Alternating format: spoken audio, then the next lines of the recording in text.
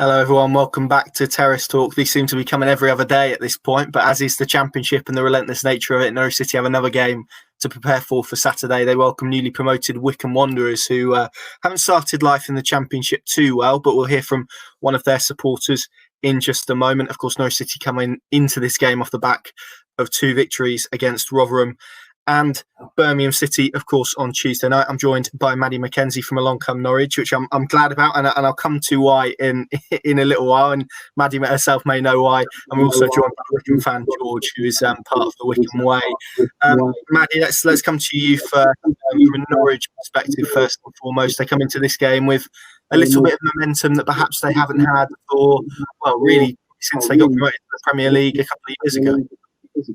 Yeah, it's ridiculous, really. I mean, I don't think we've had 2 consecutive wins since definitely in the Championship. I think it was about March time, so it's fantastic that we finally got some momentum going. And I think our performance against Birmingham on Tuesday was probably our best performance of the season so far. And by a long way, we just looked a completely different team to, say, Derby, for example. We looked like it needed something to click, and we looked like perhaps we're close to clicking. And yeah, we've still got a bit of a problem in front of goal, but I think we're a lot closer to where we need to be than where we are. Yeah, I would agree. I think it's probably the most cohesive we've seen Norwich play so far this season, which was probably needed after the Rotherham game. George, thank you very much for joining us. Talk to us a little bit about your 1-0 loss to Reading, because although it was 1-0, it seems like this may be the closest you guys have come to picking up some points in the Championship. It was, absolutely. I think it's the first time we've looked like a confident Championship side. I mean, attacking wise, we're still a little bit short, only the 2 or 3 shots on target. But defensively and in the midfield, we really held our own. And I mean, Reading, their goal was through a long ball up to Lucas Jow, took it excellently. But apart from that, we really limited them. I think it is the most confident we've looked on the ball and without the ball. And I think it can only get better from yesterday's performance. How have you sort of found life in the Championship? Obviously, six defeats is pretty tough to look at, and performances sort of improved as the game's gone on. I know, obviously, last night, as you said there, the performance was probably a lot better. But I've seen the term sort of Championship whipping boys used already. Is that kind of how it feels from your guys' perspective, or is there some progression you are seeing in the performances? Especially the first couple of weeks. I mean, second game week in the 5-0 loss at Blackburn was a real kick in the teeth. I mean, there was gaps everywhere. We looked like a League One side in a Championship game. It was tough watch. But I think as the weeks have gone on, especially yesterday, the defeat at Millwall at the weekend, and then Luton the week before that. Luton, we could have and maybe should have got a point from there. The Millwall game, again, could have and probably should have had a point there as well, if not the 3 points against Millwall. And yesterday, again, sort of unlucky to come away with the 1-0 defeat. So I think it is a learning curve. We are slowly getting there, but I think a couple more weeks and we might be on our way to our first point. Well, Norwich will be hoping that it doesn't arrive against them this weekend. Maddie, let's talk a little bit about that Birmingham performance. We kind of touched upon it being probably the best Norwich have played this season. Was it the way and the manner of their performance in terms of the way they kept the ball and dominated the game from start to finish, really, that made that such a positive performance from your perspective? Yeah, definitely. I think individually everyone was performing a lot better as well. Lucas Rupp and Ollie Skipp, I know that they're very similar players, but together they're really the composed midfield too that we've sort of been lacking over the last season or so. I think a lot of our defensive issues come from the fact that we've been quite weak in the midfield, and Rupp and Skipp together just do provide a little bit more solidarity and solidity in front of the back four, which is really good to see. I think Gibson has really settled in well. And I mean, on Radio Norfolk, they had that ridiculous statistic that this was Grant Hanley's first, what was it? Something like 10th start at Carrow Road in 2 years, which is crazy to think, especially given that he's the club captain. So, I mean, it was really good to see the back four clicking, and it was especially interesting, the formation that Farke went with, to see Pukki in perhaps a slightly deeper role, because that's not something we've seen since the early days of that promotion season. And I think him and Hugill look a really interesting partnership going forward. Yeah, agreed. It was kind of a shame that they got split up a bit early. I think with time that could be something that really bears fruit. Were you pleased, because obviously it was a very different sort of win to Rotherham, where perhaps they did have to grind it out a little bit away from home. Are you kind of pleased that those performances were contrasting and yet the results were the same? Because in different ways they had to show plenty of endeavour, didn't they, to get the respective wins against Rotherham and against Birmingham, both of whom sort of set up fairly differently against them.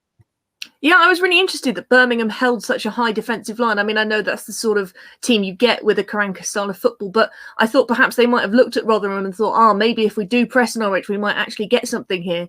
Because it's not like the last time we were in the Championship where nobody knew what to expect from us. You know, we've perhaps been sussed out a little bit now, and other teams have seen that you press us, and sometimes we don't really know how to deal with it. So I was surprised that Karanka hadn't set up his team to be perhaps more attacking and to press further. But yeah, it was fantastic, really. It was so different to the Rotherham game where you really didn't think we were going to get anything out of it, and finally snatched that ridiculous penalty in the 95th minute. But at Birmingham, I think, you know, everyone in their respective Norwich group chats was saying, we're going to do a Norwich here, you know, we're going to concede a stupid goal. So I think it was relief all over the county when we actually didn't. Yeah, agreed. It did kind of feel like as the game went on, we were getting into Wayne Rooney and Derby territory. So I'm certainly glad that wasn't the case. George, in terms of the way Wycombe have set up so far this season, like you say, I mean, they've lost games, but on the whole, I mean, you've had three losses by one goal. Rotherham, you lost 2-1, Reading 1-0, Millwall 2-1. So that probably says that maybe performances and results have been probably fairly close to where Gareth Ainsworth and the supporters would like them to be. They have, absolutely, and I think the bit that lets Wycombe down is the attacking threat up front. There's not enough of it for Championship football. Alex Samuel up top isn't really a goal-scoring striker. We're short of Uche Piazzu. He's out injured. Should be back soon, hopefully. But I think the real threat from Wycombe comes from the wings. I think Fedonja Dimmer and Kashket are going to be key this year, especially if they can get firing. It's about shoring up the defence in the midfield, stopping the mistakes, because that's where the majority of goals conceded are coming from. Mistakes at the back, mistakes in midfield, and in Leagues 1 and League 2, you might get away with them here or there. In the Championship, you don't get away with them. You will get punished, and I think we found ourselves being punished a little bit too much for Gareth Ainsworth's liking. So it's about cutting out the mistakes, getting the ball onto the wings, and then hopefully we'll shore up the defence and more goals in the opposition there. I know you said about the Blackburn game, and that was obviously probably the big one that people will look at, and it didn't particularly go in your favour, although you had a man sent off in that game. Wycombe have still only scored one goal, so I guess that kind of points to what you've said there. Has that step up been as big as perhaps it's looked in terms of the results, or do you feel like Wycombe are fairly close to maybe grinding out some results in this division? I think that grinding out results is the way forward for Wycombe. I don't think we're going to get many matches where we score 2 or 3 and keep clean sheets. I think that most of our points will be from 1-0 wins, grinding out draws. But I mean, if you speak to any Wycombe fan, I think they'll say this year and last year, the problem was not enough goals in the team. Obviously, we had Akin Fenwar in League 2, who was firing 2 goals a week standard normally. But then coming up to League 1, we didn't really get that goal-scoring striker in, and we didn't do it again this summer. I know it's hard to say a promoted club should be getting a goal-scoring striker in the door, but you look at Rotherham with Feli Ladapo, he's got goals in him. Coventry with Matt Godden and Tyler Walker, both got goals, but I don't think Wycombe have that in an out-and-out striker. Obviously, when Nick Piazzu comes back, he may have the goal here or there if he gets a service, but especially with him again, it's going to be his hold-up play. Can you get the ball to him in the box, and can he knock it down to players around him? I think that's where Wycombe are really going to find their feet, is when Nick Piazzu's back fit, and then it's again about tweaking formations. Maybe can you have Scott Kashket up there with him? Your standard small and big partnership up front. So I think it really depends on whether Piazzu can find his feet, because I just don't think that Akin, Fenwar and Samuel between them have got the goals that are going to get Wycombe points in the division. That's interesting, Maddie, from a Norwich perspective. And like I said at the start, it's quite good to have you on. You're obviously part of Wycombe Norwich, and George won't really know where that sort of stems from. But essentially, Wycombe Norwich is a phrase used by, well, there's a fan group named after it, but used by Norwich fans when a team like Wycombe arrive at Carrow Road, or they play Norwich and they're not in the best way, and suddenly they find themselves capable of getting a result. Maddie, ahead of this weekend, do you have that fear a little bit that there could be an Wycombe Norwich situation at Carrow Road on Saturday? I don't think it's possible to be a Norwich fan and not have that fear going into any game ever. I mean, that's what made our championship winning season so special, because we got so many monkeys off our back, going away to Hillsborough and scoring 4 goals, for example. So, yeah, it is a worry, especially, you look at Derby, who just come in off the back of a quite embarrassing defeat and then nicked that win against us with that Wayne Rooney free kick. So, and Wycombe, I remember, gave us quite a good match a few years ago in the League Cup when Jordan Rhodes scored his hat-trick. I think that finished 4-3. So, they've shown that they can play against us. So I definitely think it will be tighter than a lot of people are assuming. I don't think we've clicked enough that we will be able to steamroll them in our own back garden, but I think it's going to be a really interesting and closely fought match. Do you think it's going to be another game from Norwich's perspective where they're tasked, and we'll ask George about how Wycombe will approach it in a moment, but from your perspective, is it a game where you see Norwich, again, similar to Birmingham, really having a lot of the ball, and it's going to be up to them to carve out the opportunities and to unlock the Wycombe defence? Because it kind of feels like we may be in store for that sort of game again on Saturday, and that's going to be another challenge for Norwich to try and prove themselves with, because as I said, I think as I tweeted Tuesday night, this is kind of the formula for games at Carrow Road now. It's kind of different from 2 years ago, isn't it, where teams would perhaps try and engage them in a little bit of a football match, whereas now they're probably being shown a little bit more respect, and it's up to them to unlock the door, which isn't always easy at Carrow Road. I think that's both the Derby game and the Birmingham game show for different reasons. I mean, I haven't seen Wycombe play this season, but as George has alluded to, I'm not sure that they have the players to press us in the way that perhaps Rotherham did. So, yeah, I definitely think it will be a park the bus scenario. Although, again, I'm not sure they have the players to hold on to that defensive line for that long, without any offence to Wycombe, because obviously the way they came up was so controversial, and it will be really interesting to see if they actually do manage to stay in the championship. So on paper, this should theoretically be our easiest game of the season. Wycombe are coming in on such a bad run of form, and we're just starting to pick up momentum. So I would expect it to be another sort of game where we have possession in the 60, 70, 80% sort of range, and it's just about whether we can actually create chances and score those chances instead of just having so many shots but not being able to do very much with them. Yeah, that's interesting. Let's hear George's perspective then on how Wycombe will approach the game at Carrow Road on Saturday. Is it going to be a case, George, that Gareth Ainsworth sets his teams up to frustrate Norwich for long periods and to perhaps try and nick a point or a 1-0 win? And will it be, I mean, you've said that the wing is probably the strong area for your side. Is that going to be the area that they look to exploit through counter-attacks, I guess? Absolutely, and I think that counter-attacks will be our game plan against Norwich. I think it will be sit deep, frustrate Norwich, and limit what they can do with their attacking players, because they do play very attacking formations. I've noticed sort of a front four attacking. So I think it will be key for Wycombe to get the midfielders deep, Curtis Thompson and Dennis Adeniran, to really sit in front of that back four, limit what Norwich can do creatively. And then it's about, can you get a long ball over the top?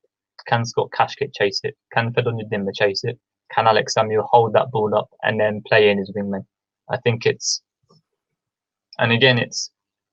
whoever starts up front for Wycombe obviously dictates how they play. Let's say Akinfenwa gets a start. He's obviously a big target man, and he can hold that ball up. He can bring others into play. And it may be for Norwich defenders, someone they've not really played against. Someone like Akinfenwa, obviously your big journeyman, League 2, League 1 striker. And I'm sure if he does play, he will frustrate the Norwich defence. It's about, can you get obviously your wingers into the game? Can they drive forward, relieve pressure off the back four, and then you go from there. But I think overall it will be about frustrating Norwich more so, rather than us going forward and attacking them. And then what can we nick on the break? Can we get that? Can we nick a 1-0? Can we get the first goal and then sit back, or even just play for the 0-0 and get that first point on the board? Yeah, I think this is going to be a really interesting dynamic to a game. And as a Wycombe fan, how do you view this game? Is it? I know this season you guys are probably going to be the underdogs in the majority of games, right? But in terms of playing against a side sort of relegated from the Premier League, that the expectation levels must be really, really low for this one. So is it just about kind of seeing how you're faring, or is there kind of a quiet confidence that perhaps you can upset the apple cart, I guess, and make life difficult and possibly even get a result at Carrow Road on Saturday? I think that it would be very Wycombe to get a point against Norwich on Saturday. Very Wycombe indeed. But I suppose it's Gareth Ainsworth is still into his men. It's not a cup final; it's a league game. Obviously, for a lot of these players, they are League One, League Two standard, and a lot of Wycombe fans will hold their hands and say that it's a mid-table League One squad that we still have. So it's about don't get too excited by the occasion. It is a league game. There are points up for grabs, and then it's about okay. So can we frustrate Norwich that much that then we can go and nick the goal? It's going to be absolutely fascinating. I kind of liken Wycombe's situation to Yeovil a few years ago, a while back when they got into the Championship, and I remember their manager basically saying that it was a pleasure to play at Carrow Road, which was quite a bizarre comment at the time. Which I'm going back a few years though. In fairness, Maddie, how important is Norwich's mentality going to be for this one? Because you've already described it as on paper the easiest game of the season. That will be the view, I think, of most supporters. Norwich are going to be heavy favourites. How do they ensure that they get the mentality right to ensure that there isn't a complacency or an expectancy that they're going to get a result regardless of their performance? I don't think Daniel Farke would ever allow a complacency like that to set in. I can imagine he's saying to his players, look, they're going to be hungry for a result. They're going to be desperate for a result. And I think it was really interesting what George said, that they won't come in necessarily looking to score goals. If they can get a point on the board, that's fantastic. That's get them started for the whole season. So Daniel Farke will, I imagine, be saying to them, look, be aware of this is the biggest game of the season so far for them. This is a chance for them to get a point, for them to really get cracking on. You don't want to be Wycombe's first point, because we do have sort of a history of doing that. I mean, look at Watford last season. They came to us, they hadn't won away or some statistic like that, and we were there first. That's worse. Yeah. I think Chelsea as well. Didn't Chelsea? They hadn't won at all until they came to Carrow Road, and then that started off a really good season for them. So we did have a bit of a history of it in the Premier League last season. But I think Daniel Farke, I don't think he'd ever allow the team to think, oh, this is a really easy game, do this one, hit the showers early, go off home, put your feet up. No, he's going to make sure they're all on it, and he wants points on the board. Yeah, absolutely. From Norwich's perspective, is it fairly important, and George has outlined there how Wycombe are probably going to come to Carrow Road and frustrate them, which I think Norwich will probably be expecting. Is it important in that case then that there is an early goal, or they don't leave it quite as late as they have been leaving it, and perhaps we see a comfortable performance in that regard that encourages Wycombe to come out and chase the game to an extent? Because if Norwich do that, then I guess there's the opportunity that they really could get a result that really could sort of boost their confidence. Yeah, I mean, I don't think there's anything Norwich fans would like more than to see an early goal or a comfortable win, because it's something we haven't seen for so long. A nice, comfortable, a non-Norwich performance almost, where you can sit back, relax, and just think, nothing can possibly go wrong now. But yeah, I think it would be really good to draw Wycombe out and to get them playing football, because I think for the supporters, that's the kind of match we want to see. It might not necessarily be the kind of match Wycombe want to play, but, we need a bit of entertainment at 3:00 on a Saturday, and it would be really interesting to see two footballing teams going up against each other, especially as we're not really expecting that from Wycombe. So I would love to see an early goal. I would love to not be on tenterhooks, on the edge of my seat at the 85th minute thinking, come on, Norwich, don't mess it up now, just score. And I would also like to see that frustration doesn't set in, because I think we saw a bit of that against Birmingham. You had Lucas Rupp firing off shots from 20 yards. You had Emi Buendia just picking one off from 40 yards out. So I would like to see, sticking to the philosophy, sticking to Farke ball, and just having faith that if they keep going, it will come good eventually.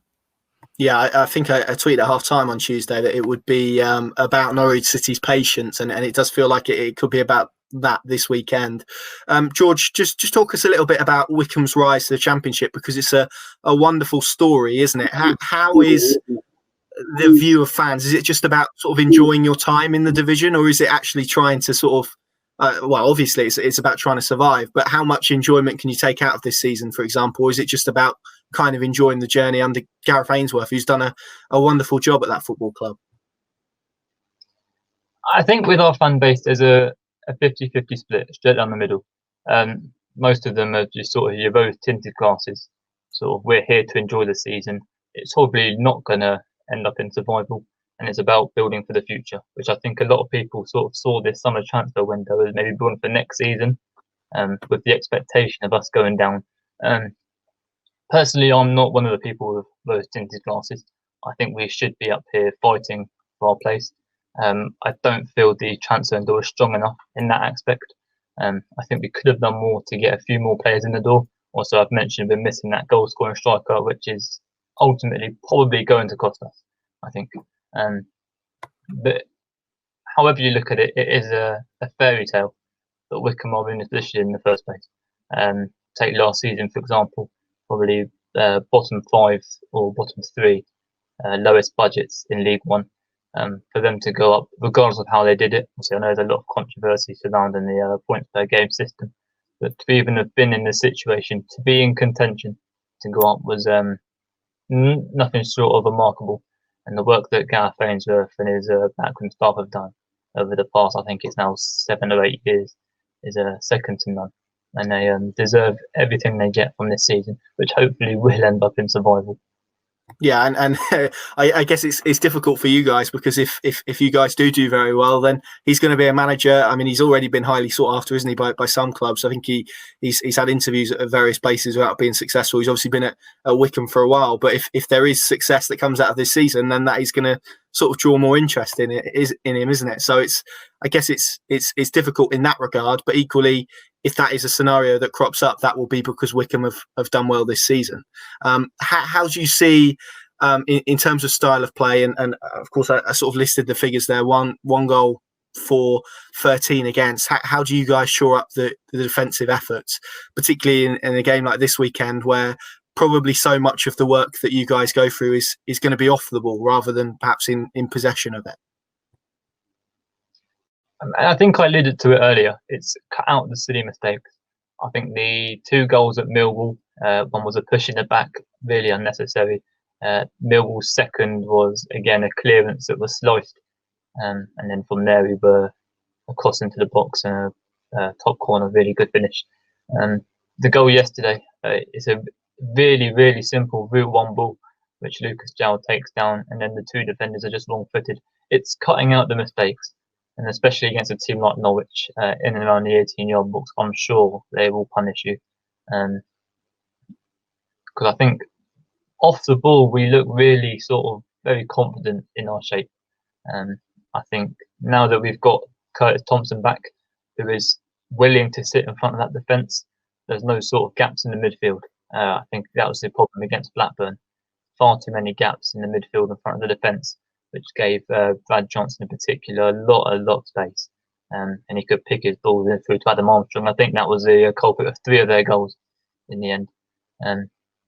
So I think in the last 2 or 3 weeks, Wycombe have really, really shut up shop in open play. It's just when Wycombe make that odd mistake that they get punished, which is really what they need to sort of knuckle down on and snuff out of their game. That's interesting. I'm going to ask you about a couple of individual Wycombe players at the moment who might have a significant part to play on Saturday. But let's look at Norwich first. Maddie, in terms of Tuesday's performers that really stood out, there were 2 for me probably. One, Lucas Rupp, who I think has quietly been improving every week, and then there was Todd Cantwell as well, which after all the sort of noise and the situation surrounding him, was really positive to see, wasn't it? Because it looks like Daniel Farker, Stuart Webber, everyone at the club has perhaps been able to get him back on side. Yeah, it was fantastic to see him back. I think there was a bit of time where we were all worried that perhaps we'd seen the last of Todd Cantwell in a Norwich shirt. And, obviously he's a local boy, so it's always fantastic to see him doing well. He could have had a hat-trick, really, in about 10 minutes yesterday. I think Darren Huckabee was quite interesting on Twitter last night, giving him a bit of stick. I think it'll be interesting once he settles down and he doesn't really feel like he has a point to prove anymore. because he is a fantastic Championship player. You know, he's shown he can do it in the Premier League, and he is fantastic in the Championship. So it's, I was worried. I think everyone was worried that we were going to rue the chance where he was busy laying on the floor asking why he hadn't been given a penalty. You know, he could have been there to slice in the ball. But I really think that once he gets his head down and he's able to get in that mindset of, I'm a Norwich player, I'm here to do my best for the team, I think he's going to be such a potent attacking force. And yeah, Lucas Rupp, you know, where did he come from? I don't think anyone expected him to do as well recently as he has been doing. His performance yesterday was his best performance in a Norwich shirt by far. You know, he suddenly looked a different player to the player he was last season. And you can't really blame him for too much of last season, because he came into a team which was already performing badly, but we'd seen those players before. We knew they could do better, and we hadn't seen Lucas Rupp before, so we didn't know if there was anything we could expect of him. We didn't know if he could perform better. So to see that actually he did have that within him, and perhaps he was just suffering from being part of a weak team that was a bit down on confidence, is really reassuring and good to see. Yeah, it was nice to see him growing confidence. There was a nice moment towards the end of the second half where he beat a few men, wasn't there? And he probably tried to beat one too many, if anything. Looking ahead to Saturday's game, then that Hugill-Pukki relationship with Pukki in the 10 and Hugill leading the line, as you kind of alluded to earlier, is that something you'd like to see again on Saturday, providing Pukki isn't injured? Daniel Farke said it was just cramp. Of course, we'll find out on Friday at the pre-match press conference. But if both are fit and available, would you like to see that sort of given another go against Wycombe? Yeah, I think it's a really interesting partnership, because I think both really bring something that the other necessarily doesn't. And I think Hugill really complements Pukki's game. You know, he can be there for the crosses, and he was willing to chase balls down. You could see him running out for a ball that you thought, surely he can't get that. And then he suddenly brings it in and you think, that's something different. That's something we haven't seen for a little while. And obviously Pukki's a bit more of a technical striker who won't necessarily go in on a one-on-one duel, whereas Hugill can have the physicality up front. So I think those two, if they can get in the swing of things and they can discover that relationship spark, I think they could really click. And it's a front four that Championship teams should be afraid of. You know, on paper, that is a fantastic front four of Emi Buendia, Todd Cantwell, Timo Pukki and Jordan Hugill. That's, you know, technically proficient. There should be a lot of goals coming from that front four. So if the four of them can find the relationship and find the spark that makes them go, we could be seeing some fantastic football soon. But, you know, that might just be wishful thinking. Well, we've seen hints of that. Certainly the first goal at Rotherham, I think, is probably the best example we've seen, although there were a nice sort of a couple of nearly moments, I think I'd describe as against Birmingham. So it's going to be interesting to see how they flourish, and also to see if they can take a little bit of that burden off Timo Pukki, which will certainly be nice from his perspective as well, I think, if they can share the goals around. George, speaking of goals, Adebayo Akinfenwa, I think he's probably the name that Norwich fans and probably Championship fans in general will probably look at this Wycombe squad and recognise, obviously maybe for his profile to an extent, but in terms of what he offers to Wycombe as a side. And I know you said that they probably lack a goal scoring striker. Is he another one who is perhaps known for his hard work and his physicality without necessarily returning the goals? And I know he's been injured, but he obviously came on as a sub against Reading. How pivotal is he for what Gareth Ainsworth's trying to do at Wycombe? He's so important, not just on the pitch, but off the pitch as well. In the changing room, he's such an important figure in what we do, and especially with the younger players as well. He's one of the players that really instills a confidence in them straight away. You know, a lot of young players come in and in their first interview they'll say, I can fend with this, I can fend with that, really made them feel welcome. But on the pitch as well, if you give him the surface, he's got goals in him. I mean, we've seen that over the years at all his different clubs. I think he's got 60 odd for Wycombe in his 3 seasons. So given the service, he will score. But then it's his hold-up play as well. You know, get him the ball, back to a defender, and then, as I've said before, countless times, can you get on your dimmer on the ball? Can you get Kashket on the ball? And then Akifo makes his way into the box for the crosses, and especially from set pieces as well, which I think Wycombe will really look for against Norwich. Jacobson's balls in second to none half the time, straight on Akinfenwa's head. And then can he get the knockdown if close to goal? Can he get the header on goal? You know, he's so important on and off the pitch, and fingers crossed he can stay fit this season, because I think he's a really important player for us. You referenced the young players there. One I want to ask you about is Mehmeti, who was in Norwich City's academy, and I think he's been on the bench for a few times this season. I think he actually came on against Reading, didn't he? What sort of prospect is he? Because I say someone that was at Norwich, so Norwich fans will maybe be aware of him. How is he at Wycombe? It looks like he's a player that Gareth Ainsworth takes a liking to. It was all very sudden. It was sort of brought in with a group of 5 of them for the newly established B team. And then one of Ainsworth's pre-match conferences a couple of weeks ago, he said there's a player in particular he's got his eye on which can offer us a creative spark in midfield, and it has turned out to be Anis Mehmeti. Sorry, I think he's an exciting young player. It's been a few years since Wycombe have had a really young central attacking midfielder, and it was one of the positions we needed to bring in this summer. And you know, I don't think anyone thought that Mehmeti would be that player that could maybe step up. And you know, fingers and toes are all crossed that he can step up, score us a few goals, and be that creative spark we have been missing for the last few seasons. Yeah, it's going to be really interesting to watch him and watch him grow, because obviously whenever someone leaves Norwich, I think you tend to watch them a little bit closer if they tend to come back up. Maddie, let's sort of close the show by getting I do say score predictions, but I'm more interested in sort of how you feel the game will go. But feel free to throw in a score prediction as well. Norwich fans haven't been too optimistic on here so far this season. I think we've probably only had 1 or 2 that have actually predicted wins, and we're 6 games in. So that might say a bit more about the county of Norfolk than it does Norwich City. But how do you see this game going on Saturday, and how do you think it will go? Hopefully you'll predict a Norwich win. That's what I'm hoping. Well, I think there's a big difference between how I necessarily think it will go and how I hope it will go. What I hope will happen is Norwich will come out of the blocks firing, Wycombe will set up to defend, and we'll smash through their defence and score 3 or 4 goals. What could potentially happen is it could be a massive along come Norwich. You know, we set up, we pepper them, and then they nick a goal in the 89th minute. But I'm confident that we've got the momentum, and, you know, it's a bit of a superstition of mine. I always predict the same score for Norwich, so I'm going to go for the classic 3-1 for Norwich. I hope it'll be a fantastic game, and I hope we'll be able to crack on with our momentum and keep getting more wins on the board. You say 3-1 to Norwich. My great uncle, ever since I can remember, has always put a bet on Norwich winning every single game 3-1. I think he's made some decent returns on that over his time. He was certainly in profit last time I checked. So I'm sure he'll be pleased to hear that. George, from a Wycombe perspective, how do you see this game going? It's obviously going to be a really difficult test for you guys. How do you see Wycombe standing up and sort of responding to the challenges that Norwich City are going to pose with them? It's a difficult one. I know I said earlier in the show that I think Wycombe are close to their first points, but I think there's a few more defeats there before we do get those first points. Obviously Norwich this weekend, and then along come Watford, Sheffield Wednesday. They've got Jordan Rhodes, so that's a guaranteed hat-trick for him. But I think that he's got loads of goals against us over the years, loads. But I think that Saturday is about frustrating Norwich, and then if we can nick the goal, happy days.